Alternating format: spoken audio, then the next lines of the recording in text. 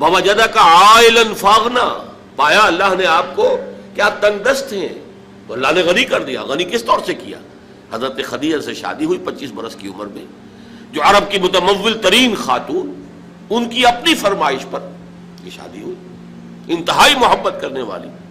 تو واقعہ میں آپ کو سنا رہا تھا کہ اس زمانے میں یہ 25 برس سے لے کر اور 40 برس کی عمر شریف کے مابین کبھی یہ واقعہ پیش آیا ہے کہ حضور ایک دفعہ کہیں نکل گئے مکے سے باہر، مختلف وادیاں ہیں، پہاڑ ہیں، پہاڑوں کے مابین وادیاں ہیں۔ ایک وادی میں آپ نے دیکھا وہ قبیلہ آ کر پڑاؤ ڈالے ہوئے ہے، انتہائی مفلوق الحال، بھوک کی وجہ سے جسم سوکھ کر کانٹے ہوئے ہیں، تن پر کپڑے نہیں ہیں۔ حالت دیکھ کر آپ آئے، انتہائی ملول اور غمگین ہو کر گھر میں آ کر چادر لے کر لیٹ گئے۔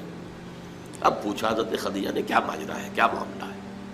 آپ نے فرمایا میں گیا تھا باہر فلاں وادی میں، میں نے یہ دیکھا فلاں گھاٹی میں ایک قبیلہ ہے، پڑاؤ ڈالے ہوئے ہیں اور یہ حال ہے۔ حضرت خدیجہ اور فرمانے لگے کہ میرے پاس دولت نہیں ہے کہ میں ان کے لیے مدد کر سکوں۔ سرمایہ تو حضرت خدیجہ کا تھا نا، آپ کی اپنی ذاتی دولت تو نہیں تھی۔ اس پر حضرت خدیجہ نے فرمایا اچھا آپ جائیے اور بڑے بڑے قریش کے چند سرداروں کے نام لیے کہ ان کو بلا لائیے۔ حضور گئے، وہ سب آ گئے۔ اتنی دیر میں اتنا بڑا ڈھیر اشرفیوں کا حضرت خدیجہ نے لگا دیا کہ جب حضور آ کر بیٹھے تو اس کے پیچھے چھپ گئے، اور پھر کہا ان سرداران قریش سے مخاطب ہو کر آپ سب لوگ گواہ رہے ہیں میں نے یہ ساری دولت محمد کے حوالے کی صلی اللہ علیہ وسلم، وہ جیسے چاہیں اسے خرچ کریں۔ تو ایسی بیوی جس نے ساتھ دیا، میں اگر اس موضوع پر چونکہ میرے کچھ خاص احساسات ہیں اس میں وہ بیان کروں گا تو پھر بہت وقت نکل جائے گا کہ حضرت خدیجہ رضی اللہ تعالیٰ عنہ کا کیا مقام تھا جسے ہم میں سے اکثر نہیں جانتے۔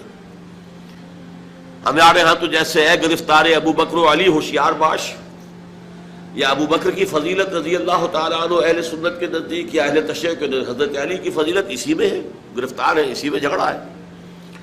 اسی طرح عائشہ اور فاطمہ کا جھگڑا ہے۔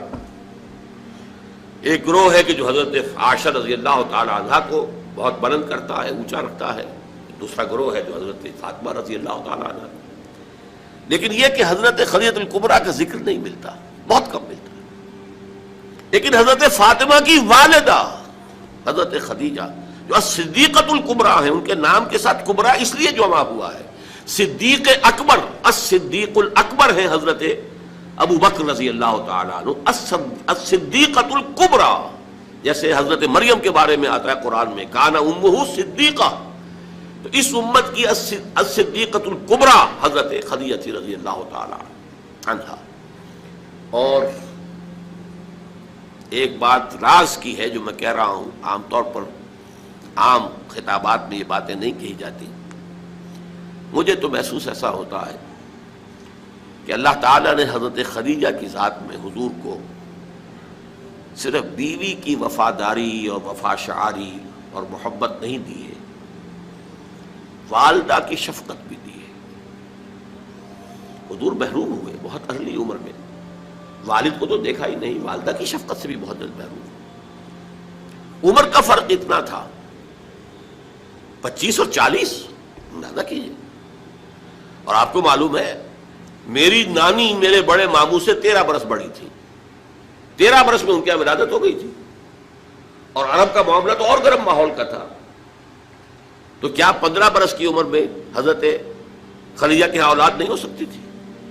اگر وہ ہوتی تو کیا وہ حضرت عمر حضور کی ہم عمر نہ ہوتی؟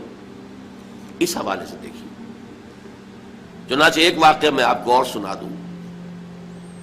ایک مرتبہ حضور صلی اللہ علیہ وسلم اسی طرح جو بھی نیا تجربہ تھا عالم ملکیت اور عالم بشریت کے درمیان اتصال کا، اور جس کی وجہ سے ایک خوف کی سی کیفیت، ایک تشویش کا سا انداز، تو حضرت خدیجہ نے ایک مرتبہ یہ کہا کہ اچھا اب جب وہ آئے وہ فرشتہ ہے یا کیا ہے، وہ بدروح ہے یا کوئی واقعتاً فرشتہ ہے، جب بھی وہ آپ کو نظر آئے تو مجھے بتائیے گا۔ حضرت جبرائیل آئے، حضور نے فرمایا وہ آ گیا۔ اب ذرا نوٹ کیجئے، حضرت خدیجہ نے اپنے بال کھول دیے، اپنی آغوش میں حضور کو لے لیا اور پوچھا کہ کیا اب بھی نظر آ رہا ہے؟ آپ نے فرمایا نہیں۔